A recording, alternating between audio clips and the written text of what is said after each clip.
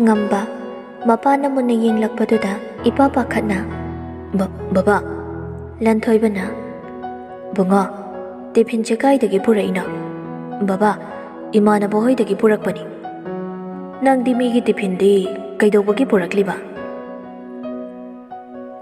mapana wahang sumhanglaga leibaduda saushinaduna kai baba se sumhangi kaino khangde asi haiduna yam thona imungda changlai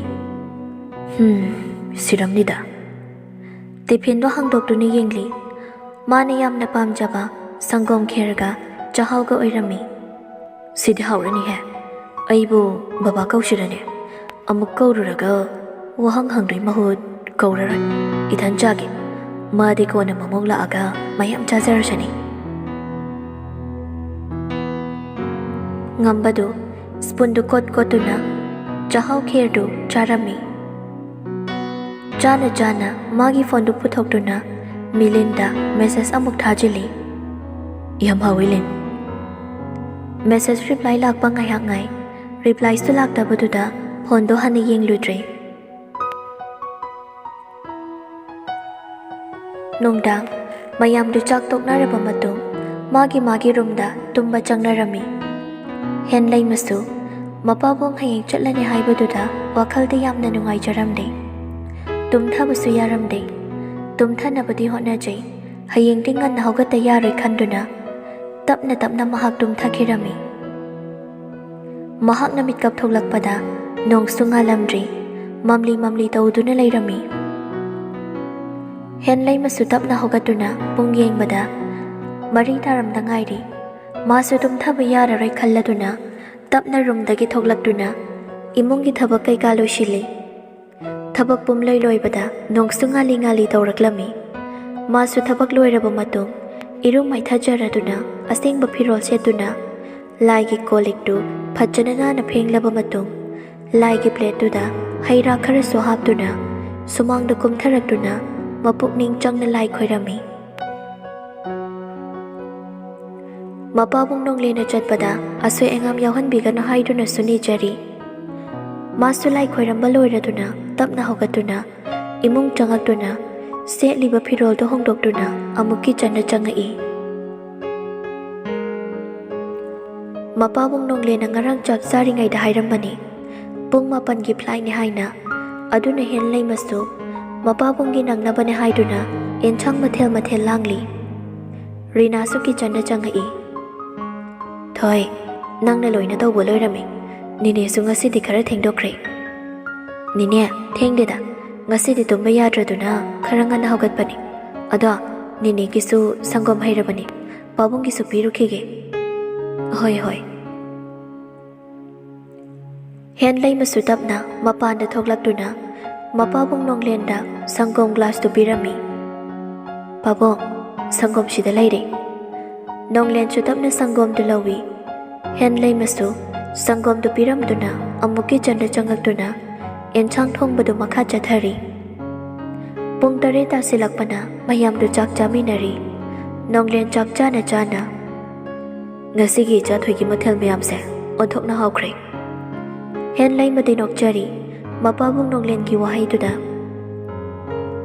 nonglen di chak dusu adumak chari sak dusu toklaba matu macha mamau do onchinduna cha thoiba nakhoi ni khanadana phajjana leiramuko animak du chapmanana hoi pabung nonglen amuk surina da onchinduna rina nang ni cha thoiga thoiba gasi nang na khara sena biramu sir madugi da maktadi kaimta khanbi gadur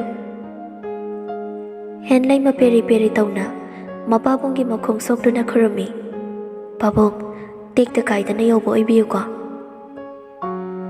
nonglen chu nok phetawna mamau bo hogachei hogalo se tabiga tu ta hangano pabung su kuina le to sunati nang so anai yaudana leiramu koi cha thoi hai pabung luching hen bana tawduna mapabung nonglen bo airport ta thinnaba gari thodokirami hen laima gari nagasu thokriba gari tu yingtuna leihore rina amuk hen laima da onchin hairi thoi lao sir hoi chu sat khrabani na ibanisu changasi.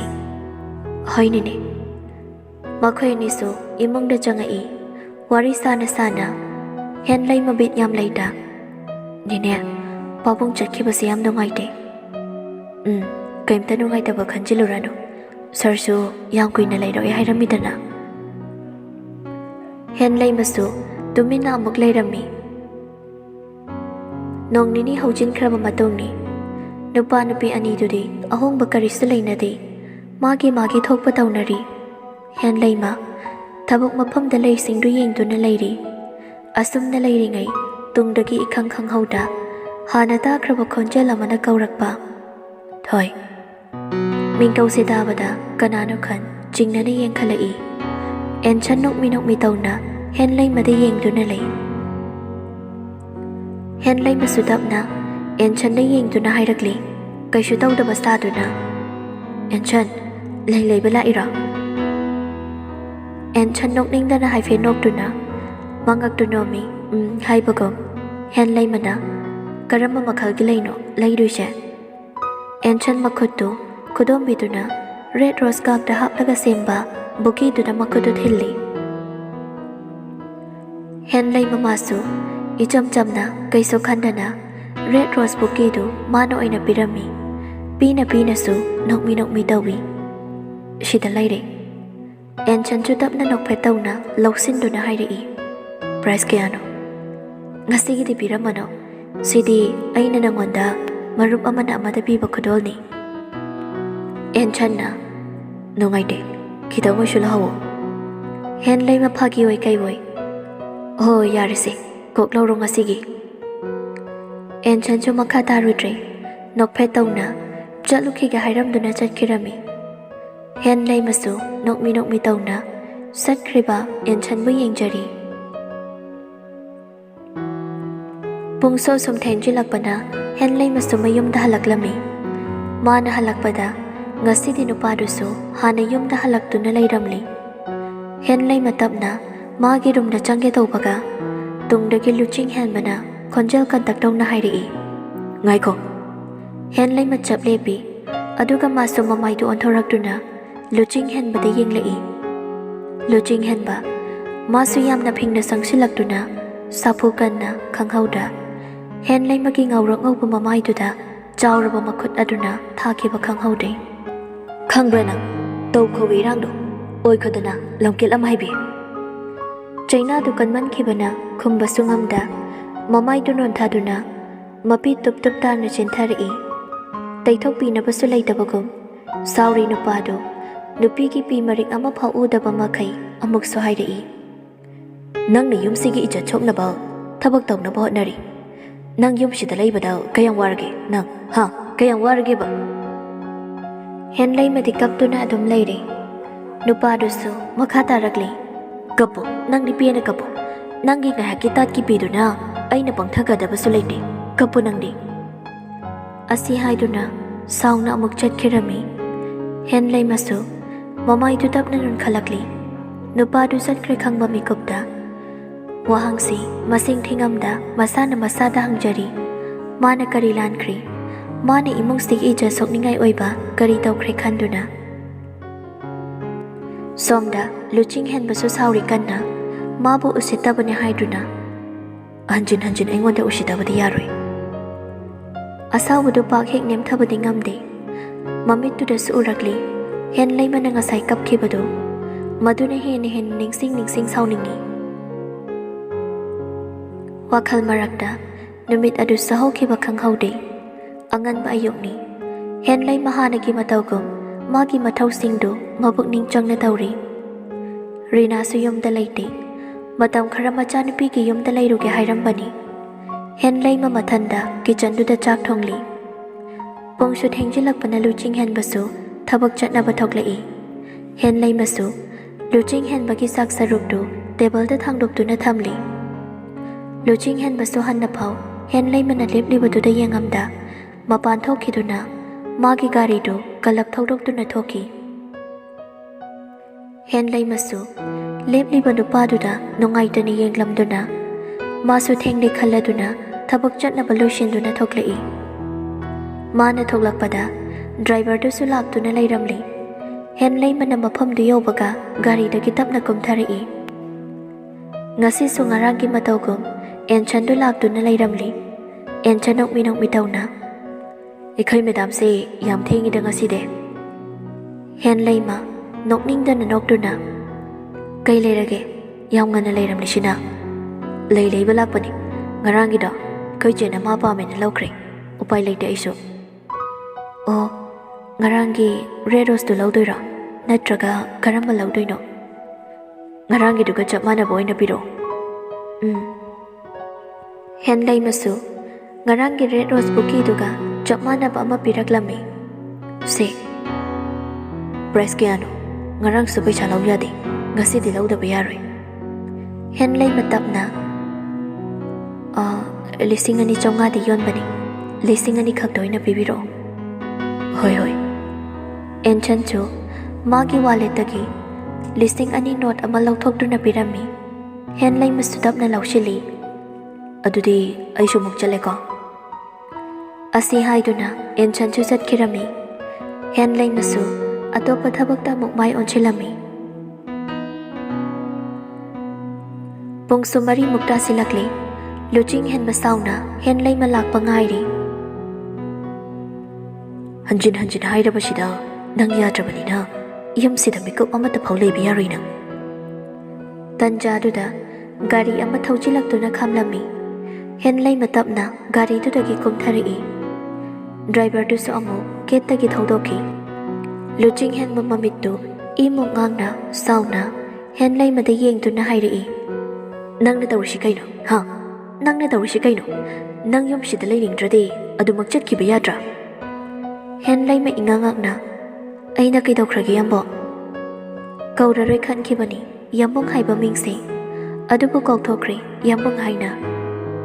ꯂꯨꯆꯤꯡ ꯍꯦꯟꯕ ꯁꯥꯎꯅ "ꯈꯪꯁꯤꯟ ꯎꯁꯤꯟꯅꯗꯕ ꯅꯇꯧꯗꯣ ꯑꯩꯒꯤ ꯃꯥꯡꯗ ꯀꯌꯥꯝ ꯀꯨꯏꯅ ꯎꯠꯂꯛꯈꯤꯅꯦ?" ꯍꯦꯟꯂꯩꯃ ꯀꯤꯅ ꯇꯞꯅ "ꯑꯩ ꯑꯁꯦꯡꯕ ꯈꯪꯗꯕꯅꯤ." ꯂꯨꯆꯤꯡ ꯍꯦꯟꯕ ꯃꯃꯤꯠꯇꯨ ꯏꯃꯨꯛ ꯉꯥꯡꯅ ꯃꯥꯒꯤ ꯄꯣꯀꯦꯠꯇꯒꯤ ꯐꯣꯟꯗꯨ ꯂꯧꯊꯣꯛꯇꯨꯅ ꯍꯦꯟꯂꯩꯃꯗ ꯎꯠꯂꯝꯃꯤ꯫ "ꯈꯪꯉꯕ? ꯎꯔꯕ? ꯅꯪꯅ ꯇꯧꯕ ꯄꯨꯝꯅꯃꯛ ꯑꯩꯅ ꯈꯪꯉꯣꯏ ꯈꯟꯕ꯭ꯔꯥ?"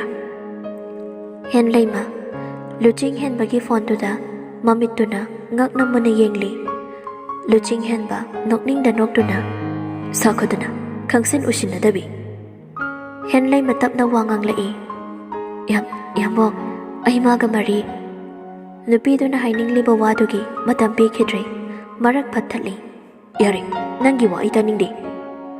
ꯑꯁꯤ ꯍꯥꯏꯗꯨꯅ ꯏꯃꯨꯡꯗ ꯆꯪꯈꯤ꯫ ꯍꯦꯟꯂꯩꯃꯁꯨ ꯂꯨꯆꯤꯡ ꯍꯦꯟꯕ ꯍꯦꯛ ꯆꯪꯈꯤꯕꯒ ꯃꯈꯥꯗ ꯐꯝꯊꯗꯨꯅ ꯃꯄꯤ ꯇꯥꯅ ꯀꯞꯂꯝꯃꯤ꯫ "ꯑꯩꯒꯤ ꯏꯔꯥꯜꯁꯤꯕꯨ ꯀꯔꯤꯅꯣ? ꯑꯩꯅ ꯀꯅꯥꯗ ꯀꯔꯤ ꯂꯥꯟꯈꯤ? ꯑꯩ ꯂꯥꯟꯗꯦ ꯌꯥꯝꯕꯨꯡ.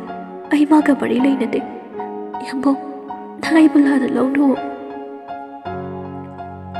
ꯂꯨꯆꯤꯡ ꯍꯦꯟꯕꯁꯨ ꯔꯨꯝꯗ ꯌꯥꯝ ꯊꯨꯅ ꯆꯪꯉꯛꯏ꯫ ꯋꯥꯈꯜ ꯃꯥꯁꯨ ꯈꯟꯗꯕ ꯅꯠꯇꯦ꯫ ꯃꯥꯒꯤ ꯋꯥꯈꯜꯗ ꯍꯧꯖꯤꯛ ꯐꯥꯎꯔꯤꯕꯁꯦ ꯀꯔꯤꯅꯣ ꯍꯥꯏꯕ ꯃꯥ ꯃꯁꯥꯅ ꯃꯁꯥꯗ ꯋꯥꯍꯪ ꯍꯪꯖꯔꯤ꯫ ꯀꯜꯂꯛꯄꯁꯨ ꯈꯝꯕꯟꯕꯁꯨ ꯐꯥꯎꯖꯔꯤ꯫ ꯍꯦꯟꯂꯩꯃꯅ ꯑꯇꯣꯞꯄ ꯅꯨꯄꯥ ꯑꯃꯗ ꯅꯣꯛꯃꯤ ꯇꯧꯅ ꯂꯩꯒ ꯄꯤꯕꯗꯨꯗꯗꯤ꯫ ꯅꯣꯡꯃ ꯍꯧꯈꯤ, ꯅꯤꯅꯤ ꯍꯧꯈꯤ, ꯍꯞꯇꯥ ꯑꯃꯒꯤ ꯃꯇꯝ ꯍꯧꯖꯤꯟꯈꯤꯔꯝꯃꯤ꯫ ꯅꯣꯡꯃ ꯂꯨꯆꯤꯡ ꯍꯦꯟꯕ ꯍꯦꯟꯊꯣꯏꯒ ꯋꯥꯔꯤ ꯁꯥꯟꯅꯔꯝꯃꯤ꯫ ꯅꯨꯃꯤꯠꯇꯨꯗꯤ ꯂꯨꯆꯤꯡ ꯍꯦꯟꯕ ꯊꯕꯛ ꯆꯠꯂꯝꯗꯦ꯫ ꯍꯦꯟꯊꯣꯏ ꯅꯨꯡꯉꯥꯏꯇꯕ ꯈꯣꯟꯖꯦꯜꯗ "ꯂꯨꯆꯤꯡ, ꯅꯍꯥꯟ ꯅꯣꯡꯃ ꯑꯃ ꯅꯪꯒꯤ ꯅꯨꯄꯤꯗꯨꯒ ꯅꯨꯄꯥ ꯑꯃꯒ ꯎꯅꯍꯧꯋꯤ ꯂꯝꯕꯤꯗ."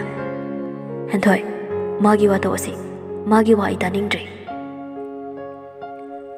ꯂꯨꯆꯤꯡ ꯍꯦꯟꯕꯒꯤ ꯋꯥꯍꯩꯗꯨ ꯇꯥꯕꯗ ꯍꯦꯟꯊꯣꯏꯗꯤ ꯃꯣꯃꯣ ꯅꯣꯛꯆꯩ꯫ ꯍꯦꯟꯊꯣꯏ ꯅꯨꯡꯉꯥꯏꯇꯕ ꯈꯣꯟꯖꯦꯜꯗ ꯑꯃꯨꯛ ꯍꯥꯏꯔꯛꯏ꯫ "ꯅꯪꯅ ꯃꯥꯒꯤ ꯋꯥ ꯇꯥꯅꯤꯡꯗ꯭ꯔꯕꯗꯤ ꯑꯩꯁꯨ ꯅꯪꯉꯣꯟꯗ ꯍꯧꯗꯣꯛꯑꯔꯣꯏ ꯑꯃꯨꯛ ꯍꯟꯅꯁꯨ."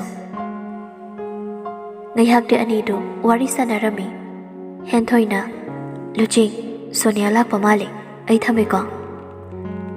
ꯑꯁꯤ ꯍꯥꯏꯗꯨꯅ ꯐꯣꯟꯗꯨ ꯊꯝꯂꯝꯃꯤ꯫ ꯍꯦꯟꯊꯣꯏ ꯃꯄꯥꯟꯗ ꯊꯣꯛꯂꯛꯇꯨꯅ "ꯂꯥꯛꯑꯣ, ꯆꯪꯉꯛꯑꯣ, ꯂꯦꯞꯇꯅ ꯂꯩꯔꯅꯨ." ꯋꯥꯍꯩꯁꯦ ꯍꯥꯏꯗꯨꯅ ꯍꯦꯟꯊꯣꯏꯅ ꯁꯣꯅꯤꯌꯥꯕꯨ ꯃꯥꯒꯤ ꯔꯨꯝꯗ ꯄꯨꯁꯤꯜꯂꯝꯃꯤ꯫ ꯁꯣꯅꯤꯌꯥ ꯍꯦꯟꯂꯩꯃꯗ ꯑꯣꯟꯁꯤꯟꯗꯨꯅ "ꯅꯪ ꯂꯨꯆꯤꯡꯒ ꯄꯥꯎ ꯐꯥꯎꯅꯔꯤꯕꯣ?" ꯍꯦꯟꯊꯣꯏ ꯅꯣꯛꯃꯤ ꯇꯧꯅ "ꯐꯥꯎꯅꯔꯤꯌꯦ." "ꯁꯦꯁ, ꯌꯥꯗꯦꯀꯣ ꯃꯤꯗꯤ. ꯄꯥꯎꯒꯁꯦ ꯁꯠ ꯍꯦꯛꯇ ꯐꯥꯎꯅꯔꯝꯃꯤ." ꯑꯗꯨꯕꯨꯗꯤ ꯑꯩ ꯍꯦꯟꯊꯣꯏꯅꯤꯗꯅ ꯑꯗꯣ ꯂꯨꯆꯤꯡꯗꯣ ꯃꯥꯒꯤ ꯅꯨꯄꯤ ꯑꯉꯥꯡ ꯑꯐꯥꯎꯕꯤꯗꯨꯒ ꯀꯥꯏꯅꯗ꯭ꯔꯤꯕ ꯍꯧꯖꯤꯛꯐꯥꯎ ꯀꯥꯏꯅꯗ꯭ꯔꯤ ꯈꯔꯗ ꯉꯥꯏꯔꯤ ꯃꯄꯥꯝ ꯆꯠꯈꯤꯗꯣꯏꯕ ꯅꯍꯥꯟ ꯂꯩꯕꯤꯕꯒꯤ ꯃꯇꯥꯡꯗ ꯐꯣꯇꯣ ꯅꯝꯂꯛꯄꯗꯣ ꯅꯪꯅ ꯑꯩꯅ ꯂꯨꯆꯤꯡꯗ ꯐꯣꯇꯣꯗꯨ ꯊꯥꯖꯤꯜꯂꯒ ꯄꯥꯎ ꯖꯥꯠ ꯖꯥꯠ ꯍꯥꯏꯖꯤꯟꯕꯅꯦ ꯃꯥꯁꯨ ꯑꯗꯨꯝ ꯊꯥꯖꯩ ꯑꯩꯅ ꯍꯥꯏꯕ ꯈꯨꯗꯤꯡ